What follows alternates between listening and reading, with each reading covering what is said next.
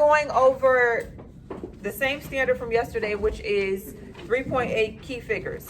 So we talked about Augustus, we talked about Julius a little bit, along with the other emperors in the Roman Empire. Today, I just want to focus on Julius and Augustus Caesar, okay? So we know that Julius Caesar was a part of the first triumvirate, right?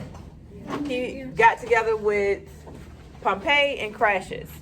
These are the very unofficial type things. This was just something that they put together themselves. They were not ordered by the Senate, as opposed to the second triumvirate. It was something that was official. It was something they were supposed to do for 5 years, right?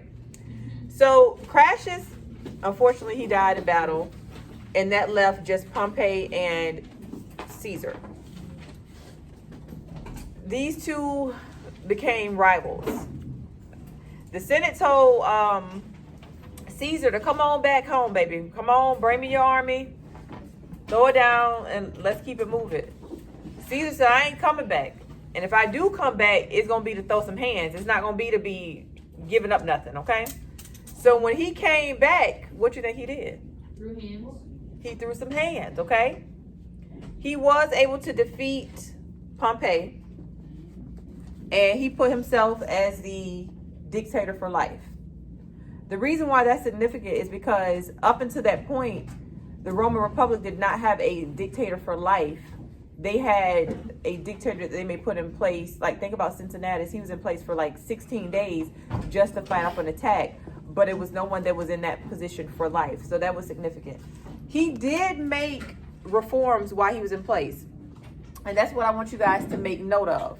So while he was in place, something that he did was the calendar based off 12 months, 365 days, and a leap year. If you don't have that already, please make sure that you do, because you will see it on your quiz and your test regarding his reforms. Also, he gave citizenship to people living in Roman territories, created jobs, and organized new settlements. He told landowners, you got to stop using these enslaved people, okay? You got to start paying some money. Hold on, please. You got to start paying some funds, okay? So even while he was doing all this, you still had people that was mad. And so the Senate, they said, baby, come on down. And when they got there, they stabbed him. When he died, or was assassinated, basically, Augustus was about 18 years old, but he was known as Octavian at that point. In Caesar's will, he left for his nephew, because this is his nephew, to be adopted and for him to be his heir. So Julius Caesar had a sister named Julia, and Julia had a grandchild named Octavian. Octavian had a sister named Octavia, who would later go on to marry Mark Antony, but we'll get to that. Right? So, child, the same reason people be naming their kids Taylor, Tyler, Tiffany, Tiffany, child. Baby, these people are naming their kids anything. So, excuse me. Thank you, guys. So, Octavian was about 18 years old when he found out that Julius died, all right? And that he was to be named the heir. So, Mark Antony, go ahead, baby. Just cover your face. Go ahead. Oh, cover your face. Thanks. Thanks. Okay, so y'all made me lose my train of thought. Okay, he was about 18 years old when Julius Caesar passed away or was assassinated. He was to be his heir based off the will. Mark Antony, which was a loyal ally to Julius, they fought together. He didn't want to hand over the stuff, but eventually they was able to get it worked out.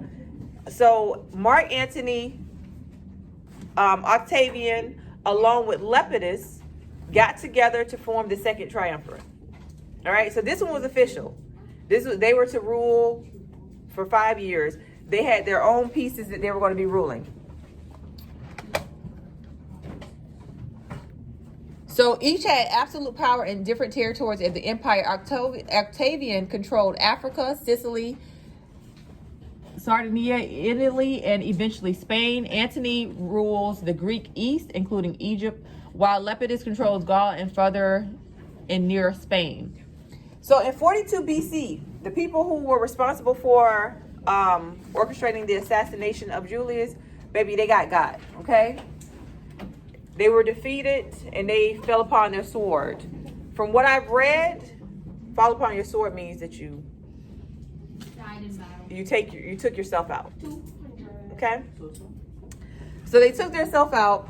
And our book says that Lepidus retired, but it looks like he felt like Octavian and Mark Antony wasn't being fair to him, and he tried to rebel or revolt against Octavian, and he lost and he was exiled as a result of that. So now you got just Mark Antony and Octavian. And you ever been around somebody, well, y'all don't really like each other, but y'all trying to be nice? Yes. Okay. So it seems like it's a lot of tension, okay? They trying to do the right thing. They even entered 2 treaties to try to make this situation work. One of the treaties was Octavian gave his sister Octavia to marry Mark Antony. Child, that ain't work. Mark Antony said, baby, this man ain't keeping his word, and I'm married to his sister. I got it. So he divorced her, and he went and got with his girl from Egypt, Cleopatra, okay? And that really made Octavian mad, because he felt like, this lady out here telling you what to do, she the one with the real power. You all in love, you listen to any old thing. Our textbook says that Octavian declared war on Mark Antony. But Mark Antony was like 50-something years old. Octavian was still in his 30s. So it was a part of him that just didn't feel right declaring war directly on Mark Antony. So he declared war on Cleopatra in Egypt.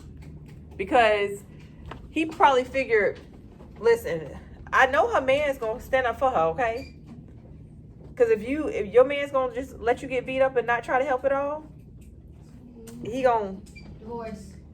Exactly. You got to at least throw her off me. Don't let her just beat me up so bad that I don't understand what's going on, okay? So he declared war. They lost. And I want to say it was at the Battle of Actium, Actium, that they were defeated and they fell upon their sword as well, meaning that they took themselves out the game, okay? So when Octavian came back, he was like, the champ is here, okay?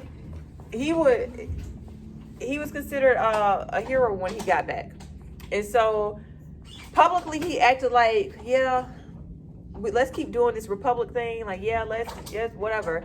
But behind closed doors, he was like, yeah, we need a stable leader. So the Senate made him the consul, the tribune, and the commander-in-chief. Okay? So this is where it shifts from a republic to an empire. Because now, remember the structure before, you had the council, you had the Senate and the assembly, and then you had the praetors over here, the judges. Now he is almost the be all, see all, hear all, okay? And so he is the first emperor. What you need to know as emperor, what he did, okay? So when we talk about the government, he restructured the tax situation.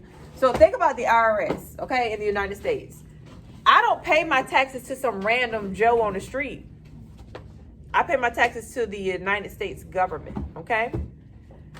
He made it so that you pay your taxes it became a government position, not just a regular person who started a business to collect taxes, okay?